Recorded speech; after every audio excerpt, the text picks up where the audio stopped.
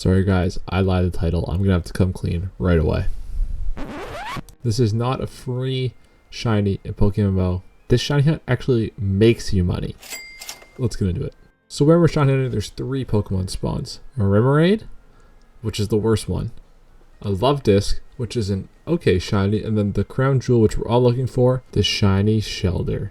This shiny hunt is going to make you money. It's going to be the most efficient way of a fishing shiny hunt, and it's really easy to do. So let me get right into this. Let's start the video, and hope you enjoy. The first way we're making this shiny hunt more efficient is we're going to get rid of this message right here. We're going to do this with an item you probably haven't heard of. It's called the Chum Bucket.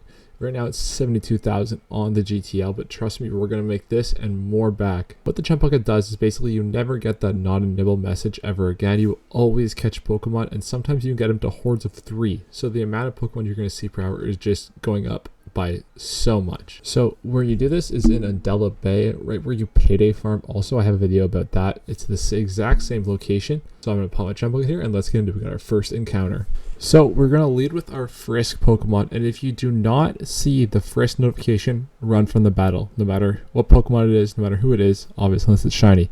But I don't get all Remorads we're going to run from, but especially because I didn't see the message, we're going to run. So next one here, we see a Love Disc, and then you're going to see in the bottom left here, the Frisk ability is going to go off on my Dusknoir. Boom. There it is. So now we know that one of these 3 have a heart skill on it, so you just could go through, attack each of them. I got really lucky here to get it on my first guess. As soon as you get the heart skill, you are free to run away. You do not need to finish the fight. You do not need to do anything else, just you are free to go. So as soon as the Love Disc finish their turn here, I'm going to run. And then after you do that, make sure to take the item off of the Dusknoir. And your second Pokemon should always be this Pickup Meowth. And that's for the double battles that you get into, because your Meowth will know Covet, which can steal an item if you get a double proc. And if you only get one proc, your Dusknoir can Thief and your Meowth can Payday, and then you'll make a little bit extra money on this side as well. You're going to use your brain here a little bit, but here's a little bit of a cheat sheet. Remorads, you're always going to Payday. Shelters, you're always going to Payday unless you get double proc.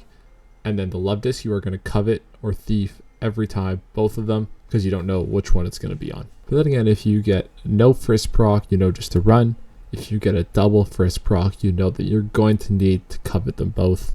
So just do what you have to do. It's pretty simple. Once you do it a couple times, you'll know exactly what you need to do and when. The main moneymaker here is the heart scales off the Love Disc, but the Shelters can have pearls on them, which you can sell directly to the in-game shops, which if there's only one Shelter, you may as well thief it. If there's 3, use your own discretion if you want to thief it or if you just want to run, whatever you think is going to be a better use of your time. I would just run if there's 3 of them, but if it's a double battle and you get a proc, I would just thief them both.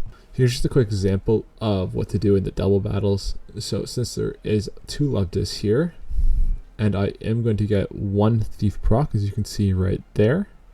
So I'm going to Thief the one, and I'm going to Covet the other that way, guaranteeing this is 1 turn and we are out of here. And then again, always make sure to take it off your Pokemon after you finish it.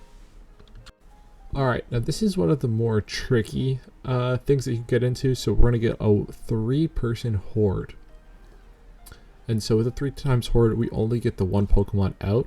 So the Dusknoir is going to double Frisk if you see there. If you don't see it in person, you can always look in that battle chat and you will see that right there. So I'm going to Thief with my Dusknoir. I got lucky again, got it on the first try. We're going to let the Love Disc finish out their turn here. And then as soon as they're done, I'm going to switch into my Meowth. So my Dusknoir already has an item on it, so it can't get the second item. So that's the importance of having this second Meowth. It's important for the double battles and also for this as well, so you definitely need this. So then I'm going to Covet the rest of them until I find which of these other 2 have the heart scale. And then look at this, he got lucky again. Can't believe that. So now I have it on both of them and there's still 1 left, and again, you can just run. You do not need to finish the battle at all. And then make sure to take the item off both of your Pokemon this time. That was a 10k fight, by the way. Alright, here's my last encounter. As you see, the Chum Bucket's running down with 25 seconds left on it. Last encounter, we get times 3 Love Disc horde. We see the Frisk ability go off. So that's a good way to finish this session. If you've liked the video so far, if you found it entertaining, if you found it interesting, if you've learned something, please leave a like, please leave a comment. I really appreciate it. I'm just starting doing all this, and I really appreciate all the feedback and all the people watching the videos. and learning something from the guides. So I just want to say thanks again, everybody. Here's my last fight of the hour, and then we're going to get into exactly how much money we made, but more importantly for the shiny hunters here, how many encounters did we get per hour, and how efficient was it really? This is a good example here. If I got this one on the last love disc, which always sucks, but the luck always evens out.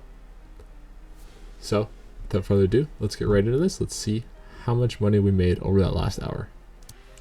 Alright, so first we're going to start with the amount of encounters we had. So normal fishing hunt, the average encounters you're going to get is around 180 encounters. But with this last hour, with the chum bucket, we had 336 encounters. That's 156 more than normal. And it's also something crazy like an 87% increase. So the efficiency for this is crazy. And then you're going to be like, oh no, we were shiny hunting so efficiently. We're going to be spending so much money on that. But no. And when we total all the thieved items, we reach a total of $93,000 made. And I honestly think I got really lucky. There was a while there I thought my thief was broken because I didn't see any for so long. But we did spend $72,800 on the chum bucket, which still gives us over $20,000 worth of profit. And you're watching this thinking $20,000 per hour, that's nothing. But you got to remember, the goal of this is not to be making money. The goal is just to be shiny hunting, and we're going to be shiny hunting the most efficiently while making $20,000 an hour profit instead of spending the millions and millions that you normally have to spend on a shiny hunt. So everyone, good luck out there. I hope to see a lot of shiny cloisters and a lot of shiny shellers in everyone's future. And thanks for watching. Bye.